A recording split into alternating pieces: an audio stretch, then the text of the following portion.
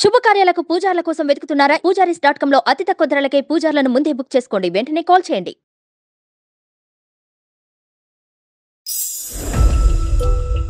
పొద్దున్న లేస్తున్నప్పటి నుంచి రాత్రి వరకు ఒక నిశ్శబ్దం అండి. ఇంకా చెప్పాలంటే అసలు వాల్ క్లాక్ కూడా అవసరం లేదు మా ఇంట్లో. అంటే ఈ టైంకి జరిగిపోద్దని మాకు ఇంకా తెలిసిపోతుంది. వాళ్ళ వైఫ్ కరోనాలో రీసెంట్ గా చనిపోయారు లాస్ట్ 2 years బ్యాక్. సో నన్ను చూసి వాళ్ళ వైఫ్ ని రీప్లేస్ చేస్తావా అని నన్ను అడిగారు. ఏంటంటే టైం తిన్నావా, ఇది తిను, అవి తిను, హెల్త్ చూసుకో అని. నా భర్త కూడా అడగట్లేదండి, ఆయన అంత కేర్ తీసుకుంటున్నారు. నేను డివోర్స్ తీసుకుందాం అనుకుంటున్నాను డాక్టర్ గారు. రైట్ నౌ ఐఎమ్ ప్రెగ్నెంట్ అండి, 6th month. Oh my God. ఇతని పరిచయం నీ మనసులో ఒక కొత్త ఆలోచన. నా పరిస్థితుల్లో నా వాళ్ళు ఒక్క పోటు వచ్చి ఉండమనండి, తెలుస్తుంది నా బాధ ఏంటో. ప్రతిదీ సమస్యలాగానే చూస్తున్నారు. దానికి జవాబు వైపు ఆలోచించండి ఒక్కసారి. ఇది లేకపోయినా సరే మేబీ నేను డివోర్స్ తీసుకోవచ్చు. ఎంతకాలం అండి భరిస్తాం. వెల్కమ్ టు అందమైన జీవితం. నమస్తే డాక్టర్ గారు. నమస్తే జయ గారు. కళ్యాణ్ గారు, మనం చేసే ఎపిసోడ్స్ కి ప్రజల వైపు నుంచి వస్తున్న స్పందన కానీ, ఆ మెసేజెస్ కానీ చూస్తూ ఉంటే ఇంకా చేయాలి, ఇంకా ఎక్కువ ఎపిసోడ్లు చేసే ప్రయత్నం చేయగలుగుతామా, టెక్నికల్గా అది ఎంతవరకు సాధ్యం, ఇలా ఆలోచించాల్సి వస్తుందండి. లాస్ట్ ఎపిసోడ్కి అయితే దాదాపు 1200 పైచులకు కామెంట్స్ వచ్చాయి. చాలా సంతోషం. ఒక సమస్యని వాళ్ళ కోణంలో ఎవరికి తోచిన విధంగా వాళ్ళు స్పందించడం అనేది నిజంగా చాలా ఆనందం అనిపిస్తోంది కళ్యాణ్ గారు. అదే కదమ్మా మనకి ఎనర్జీ. అంతే కదండి. ఈ రోజు టాపిక్ లోకి వస్తే సౌజన్య అని హైదరాబాద్ నుంచి తను మనకి మెయిల్ చేసింది. పెళ్ళైన అమ్మాయే, ఇప్పుడు డివోర్స్ తీసుకోవాలని అనుకుంటుంది. కారణాలు చూస్తుంటే ఇలాంటి రీజన్స్ కూడా ఉంటాయని నాకు అనిపించింది. ఇలాంటి కారణాలు కూడా ఉన్నాయా, ఇలాంటి కుటుంబాలు కూడా ఉంటున్నాయా అని. మరి కాల్ చేసేయమంటారా అమ్మాయికి, సౌజన్యకి? అసలు ఆనందించదగ్గ విషయం ఏంటంటే కళ్యాణ్ గారు, వారిలో వారు కుమిలిపోకుండా ధైర్యంగా మనకి మెయిల్ చేస్తున్నారు చూసారా, చాలా ప్రోత్సహించవలసిన.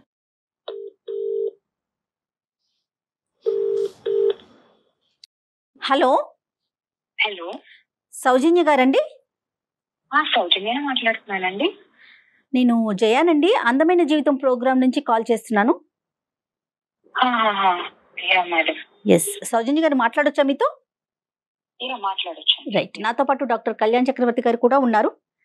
మీ మెయిల్ గురించి నేను చెప్పాను, బట్ మీరు డైరెక్ట్ గా ఒకసారి మాట్లాడండి. సౌజన్య గారు నమస్తే అమ్మా. నమస్తే డాక్టర్ గారు. నమస్తే అమ్మా. నా పేరు సౌజన్య.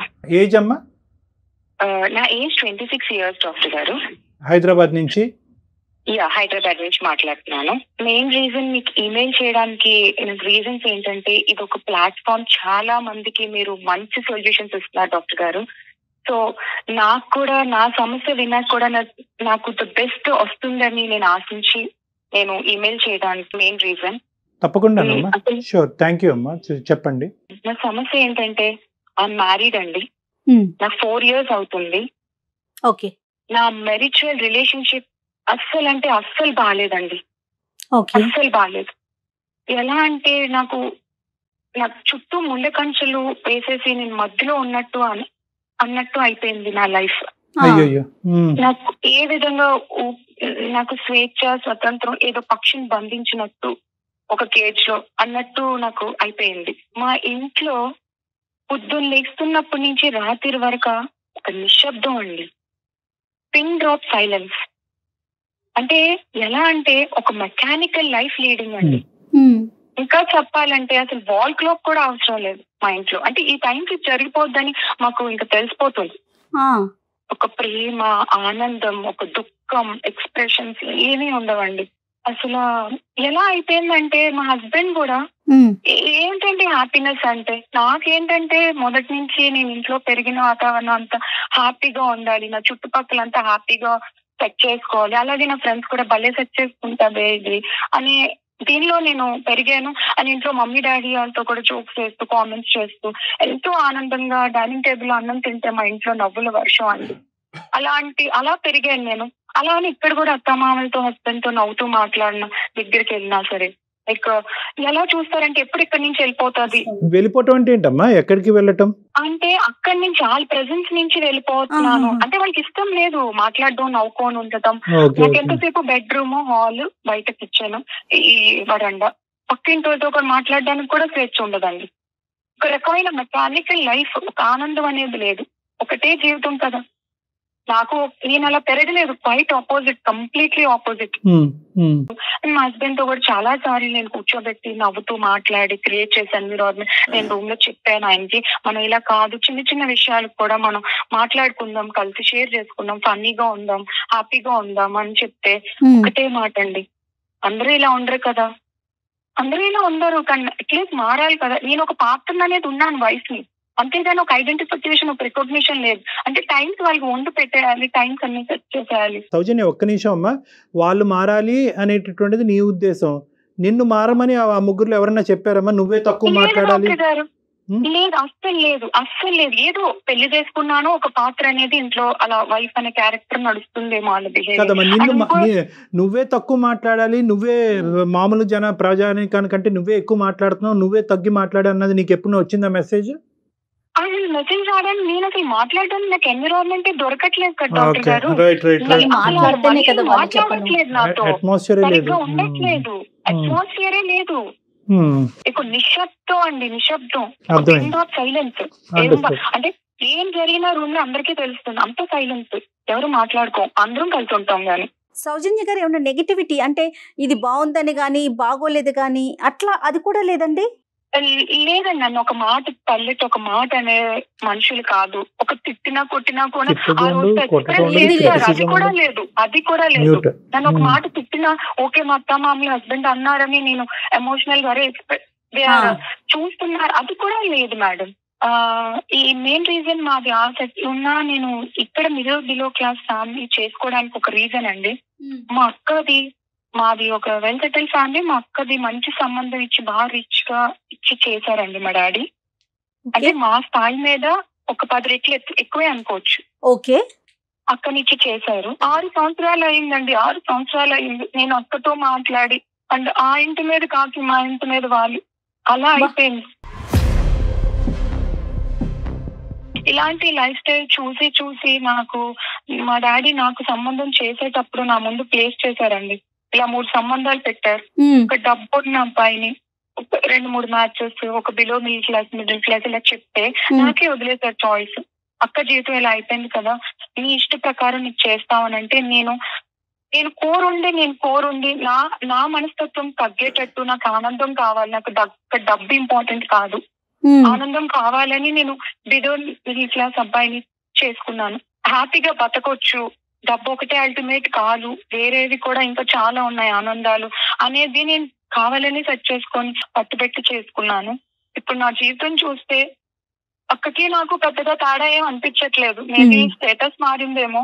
అంటే ఒక్కటి ఇక్కడ అడగాలి, మీకు ఒక స్థాయి నుంచి వస్తే అందరూ అలాగే చూస్తారా, కిందగా డౌన్ గా? నేను బాగా లైవ్లీగా, నాకు ఏమి వద్దు, ఆశించొద్దు, నాకు ఆనందమే కావాలి, నాకు స్వచ్ఛమైన ప్రేమలు కావాలి, అక్క జీవితం అలా అయిపోయిందని నేను ఇది కోరుకోవడం తప్ప అండి?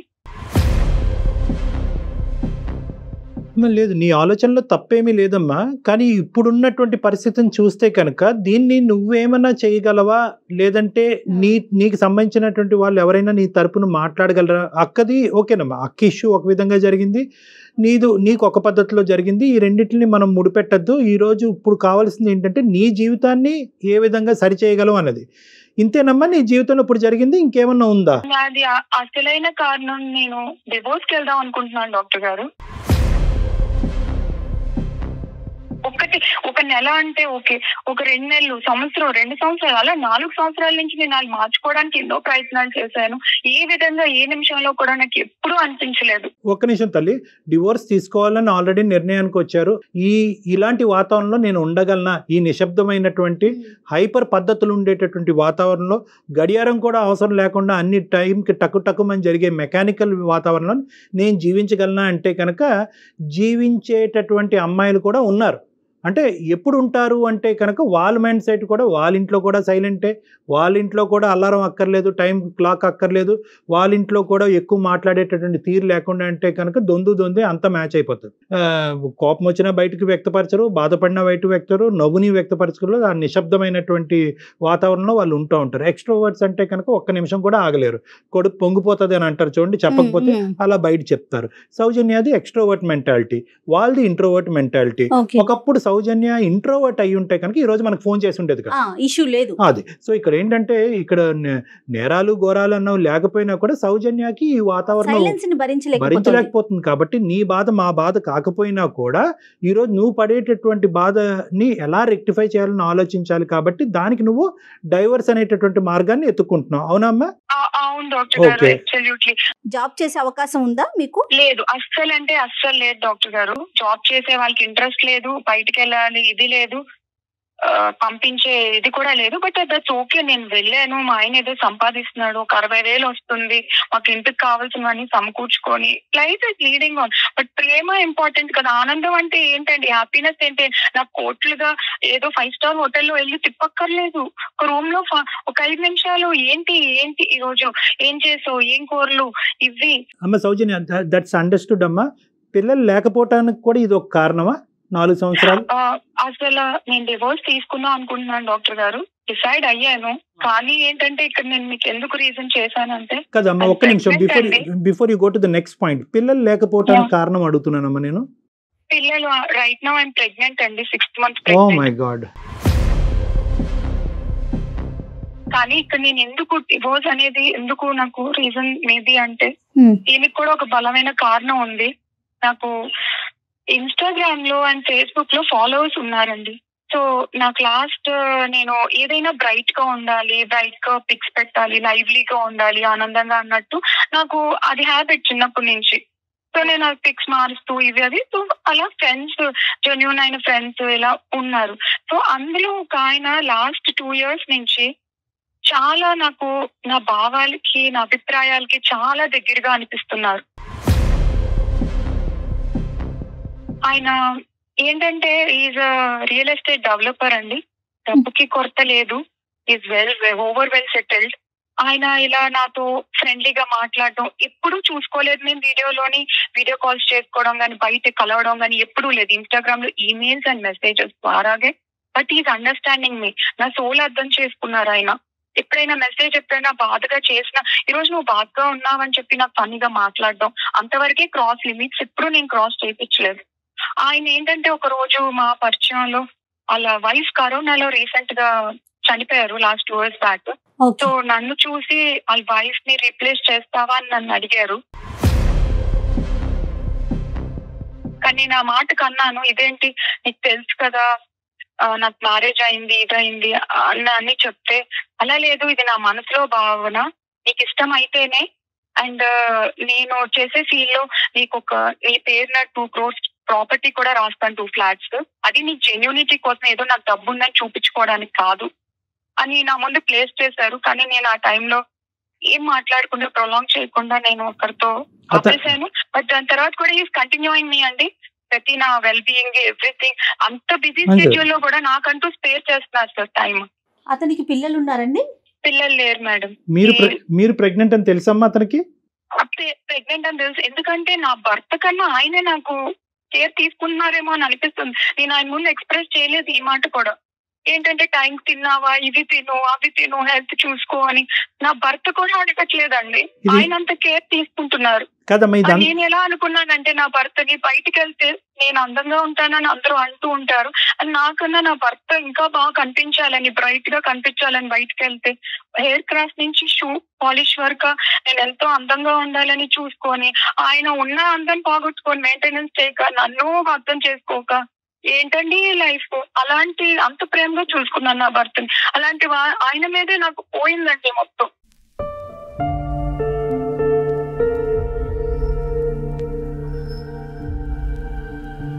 Don't mix this issue with the Instagram issue. ఈ రెండు మిక్స్ చేయొద్దమ్మా. ఈ రెండు మిక్స్ చేస్తే కనుక నువ్వు జీవితంలో డెసిషన్ తీసుకోలేదు, పొరపాట్లు చేయడానికి చాలా అవకాశాలు ఉంటాయి. ఈరోజు నువ్వు డైవర్స్ తీసుకోవాలి అని అనుకుంటే కనుక ఎస్ ఈ కారణం ఉందండి, ఇది నాకు ఈ మ్యారేజ్ సూట్ అవ్వట్లేదండి, నేను డైవర్స్ తీసుకుంటాను. దానికి ప్రెగ్నెన్సీ అడ్డం వస్తుందా లేదా అనేది డిఫరెంట్ సబ్జెక్ట్. డైవర్స్ తీసుకోవాలి అనేటటువంటి ఆలోచనతో పాటు నాకు నచ్చి నన్ను ప్రేమించి నన్ను అర్థం చేసుకునేటటువంటి ఒక వ్యక్తి ఇన్స్టాగ్రామ్లో పరిచయం అయ్యాడండి. నన్ను దేవతలా చూసుకుంటానన్నాడు, పూజిస్తానన్నాడు, నా భర్త లేనటువంటి లోటు అతను తీరుస్తాను అన్నాడు అంటే కనుక ఇక్కడ కన్ఫ్యూజ్ అవుతున్నాం. ఫస్ట్ ఈ సబ్జెక్ట్ క్లియర్ అవని, నెక్స్ట్ ఆ సబ్జెక్ట్ మాట్లాడుకుందాం. ఎందుకంటే ఈ సబ్జెక్ట్ క్లియర్ అవటం అనేటటువంటిది చిన్న ఇష్యూ, ఆ సబ్జెక్ట్లోకి వెళ్ళటం అనేది చాలా కాంప్లెక్స్ ఇష్యూ.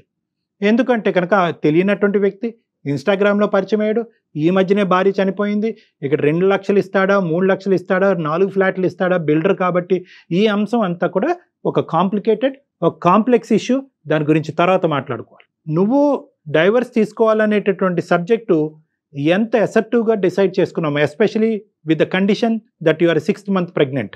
నువ్వు ఒక 6వ నెల గర్భవతి అయ్యి ఉండి ఈ నిర్ణయం అలాగే ఉందా, లేదంటే గర్భవతి అయ్యాను కాబట్టి ఇంకో విధంగా ఆలోచించడానికి నేను ప్రయత్నం చేస్తానని నువ్వు అంటున్నావా? నాకు ఈ థాట్ గర్భవతి నీకు 6th month sir, 6th month ముందు నుంచి కూడా నాకు ఈ థాట్ వస్తుంది, నేను మార్చుకోవడానికి ప్రయత్నిస్తున్నాను. ఇప్పుడు బలంగా ఎందుకు తీసుకున్నానని అంటే నాకు పుట్టపోయే పాపో బాబో ఇలాగే పెరగాల అంటే పొద్దున్న నుంచి సాయంత్రం వరకు ఒక ఏది లేక మొహాలు ఇలా పెట్టుకొని వాళ్ళు అలాగే పెరిగితే ఇంకేంటి సార్, వాళ్ళకి ఏం నేను ఇస్తున్నాను తిరిగి? నాకు ఇష్టం లేదండి ఇలా నా బిడ్డ పుట్టబోయే బిడ్డ, అది ఎవరైనా కావచ్చు, పుట్టబోయే బిడ్డ అలా పెరగడం నాకు ఇష్టం లేదు. అందుకనే నేను ఇప్పుడే నాకు టైం లేదు, ఇప్పుడే డెసిషన్ తీసుకోవాలి అని నేను డెసిషన్ తీసుకున్నాను. ఈ బిల్డర్ గారు పరిచయం అవ్వకపోతే నువ్వు మాకు ఫోన్ చేసి ఉండేదానివా, లేదంటే ఇంకో 5 సంవత్సరాల తర్వాత ఫోన్ చేసి ఉండేదానివా? మేబీ గ్యాప్ తీసుకునేదాన్నేమో డాక్టర్ గారు, ఓకే. మేబీ గ్యాప్ తీసుకునేదాన్నేమో. ఇది వల్ల నేను ఆలోచన విధానం, ఇతని పరిచయం నీ మనసులో ఒక కొత్త ఆలోచన, అంతే అనుకోవచ్చు. ఆ ఆలోచన వల్ల ఇప్పుడు నువ్వు ఎంత చేదైనటువంటి వాతావరణంలో బ్రతుకుతున్నావు, జీవిస్తున్నావు అనేటటువంటి ఒక రియలైజేషన్ అంతే. సో బహుశా నువ్వు ఈ వాతావరణంలో ఉండి ఈ బిల్డర్ అనేటటువంటి ఒక వ్యక్తి నీకు ఇన్స్టాగ్రామ్ లో పరిచయం అయి ఉండకపోతే బహుశా ఇదే జీవితమేమో, ఇదే ప్రపంచమేమో, లేనివి ఏవి లేవు అని చూసేదానికంటే ఏ ఉన్నాయి అని చూసి బతకాలేమో.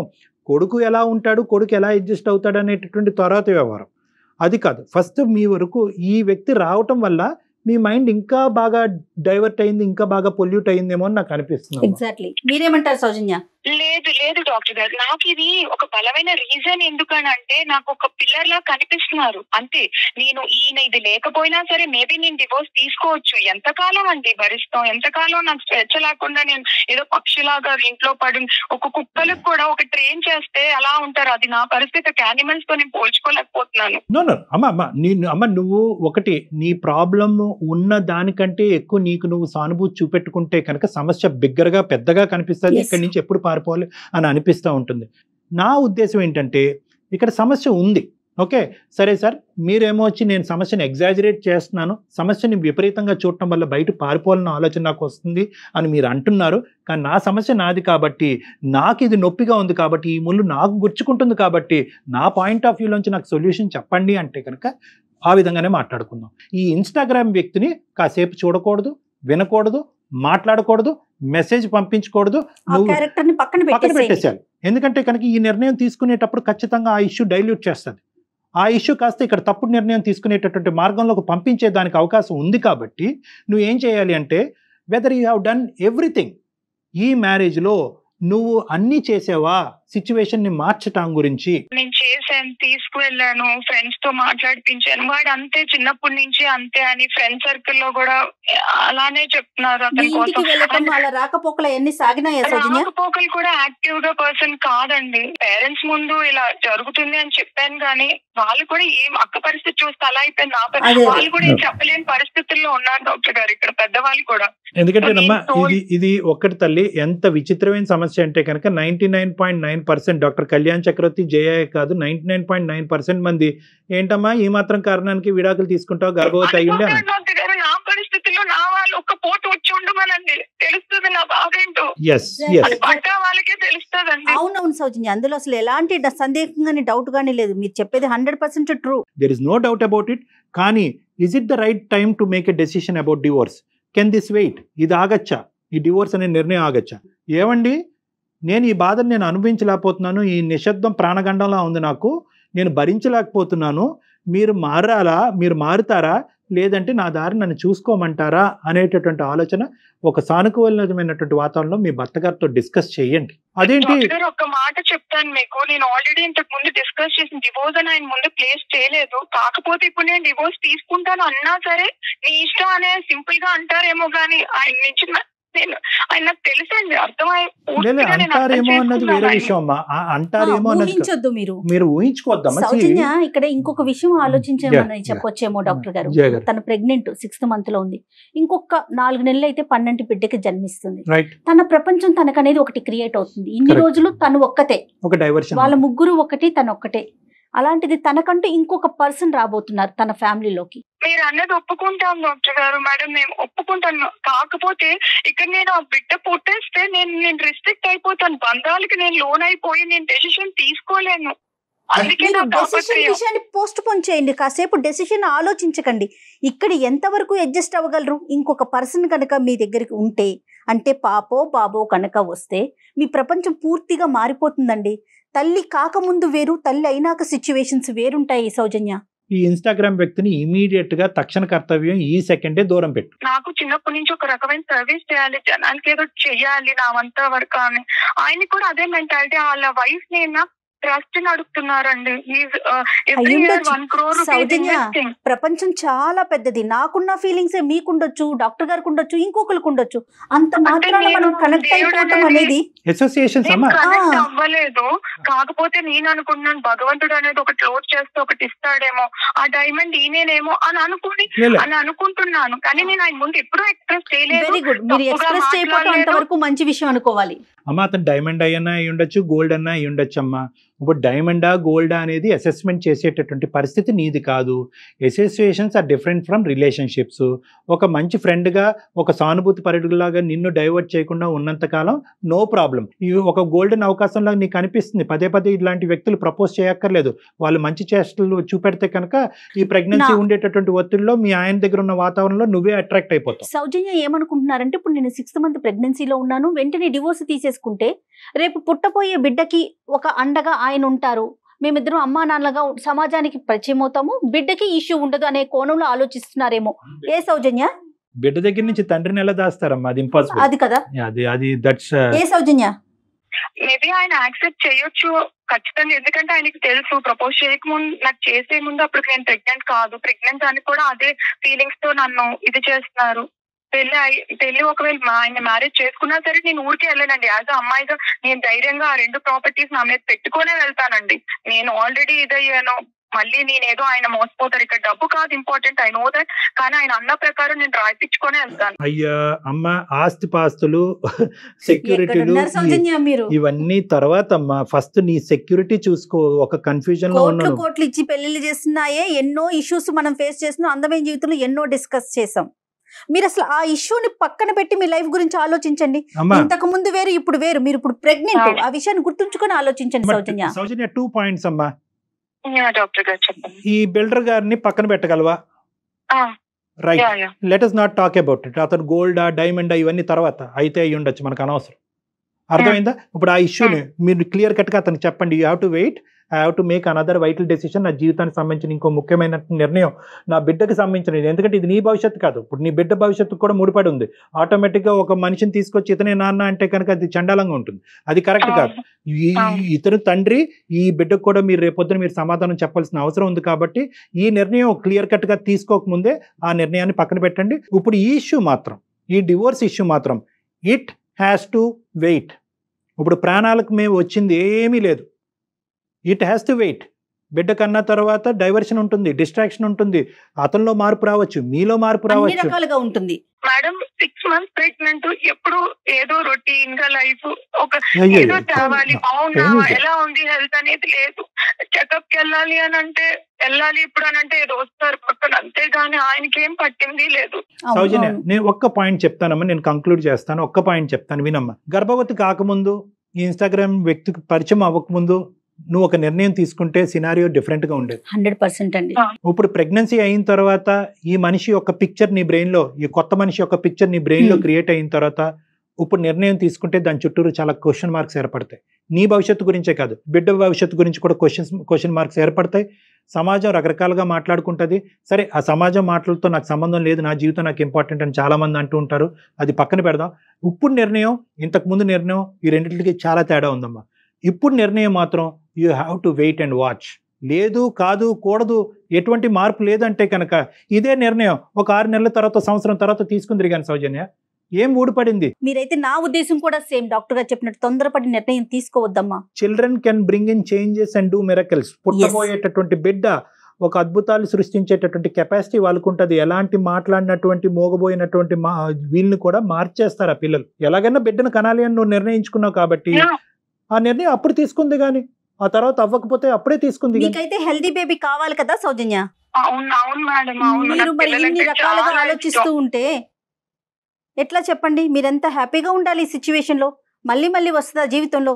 బీ బ్రేవ్ అండి, బీ బ్రేవ్. ఓకేనమ్మా, తెలివిగా ఆలోచించండి ఒక్కసారి. ఓకేనమ్మా. ఓకే డాక్టర్ గారు, నేను వెయిట్ చేస్తాను. నేను బిడ్డ పుట్టాక మార్పు చూస్తాను. నేను ఇంకా వెయిట్ చేస్తాను. ఇంకొక సంవత్సరం మీరు అన్నట్టు బాబు పాప పుట్టాక కూడా ఇంకో 1 year 2 years నేను వెయిట్ చేస్తాను. ఇక్కడ నాకు ఏది కోరిక నేను వెళ్ళిపోవాలి అనేది కాదు డాక్టర్ గారు, కనపడింది. నీకు మరీ ఎక్కువ స్ట్రెస్ఫుల్ గా ఉంటే నా దగ్గరికి రా, ఒకసారి రండి, ఒక 2-3 సార్లు మాట్లాడండి. మేము మీకు సపోర్టివ్ గా ఉంటాము. మా ప్రోగ్రామ్ ద్వారా కూడా మీకు సపోర్ట్ ని ఇస్తాము. ఓకేనమ్మా? బట్ నేను వెయిట్ చేస్తాను. ఏదైనా ఒక 2 months అమ్మ వాళ్ళ ఇంటికి వెళ్ళే ప్రయత్నం చేయండి Soujanya. Okay, thank you madam. Thank you doctor గారు. టేక్ కేర్ అమ్మా. God bless you. Take care. అంటే ఆ ప్రెగ్నెన్సీలో ఉండే ఒత్తిడి వల్ల కూడా నిర్ణయంలో ఉండే స్పీడ్ కూడా జరుగుతుంది. అమ్మాయి అనుభవాన్ని మనం తోసిపుచ్చేలేము. ఇక్కడ చాలా ఇబ్బంది పడుతుంది. సైలెంట్ గా ఉండే వాతావరణంలో 10 నిమిషాలు మనం ఉండలేము. అలాంటిది ఇప్పుడు ఆ అమ్మాయి అక్కడ ఉంటున్నా కూడా 4 years. సో నరకం అనిపిస్తుంది. కానీ this is not the right time to take that decision. Correct చెప్పారండి. అండ్ ఎస్పెషల్లీ ఒక బ్యాక్గ్రౌండ్ లో ఇంకో పిక్చర్ క్రియేట్ అయినప్పుడు ఆ నిర్ణయం తీసుకోవటం ఇంకా తప్పిదం అయిపోతుంది. So she has to wait. ఇప్పుడు చిన్న గీత ముందు పెద్ద గీత చాలా పెద్దగా కనిపిస్తుంది. కరెక్ట్. ఆ గీతం చూసి ఇది చాలా తక్కువ అనుకుంటాం, కంపారిజన్ చేసేసుకుంటూ ఉంటాం. But she has agreed to wait. Thanks. అవునండి, చాలా చక్కటి సొల్యూషన్ చెప్పారు డాక్టర్ గారు. నాకు కూడా చాలా హ్యాపీగా అనిపిస్తా ఉంది. రైట్ అండి, నమస్తే.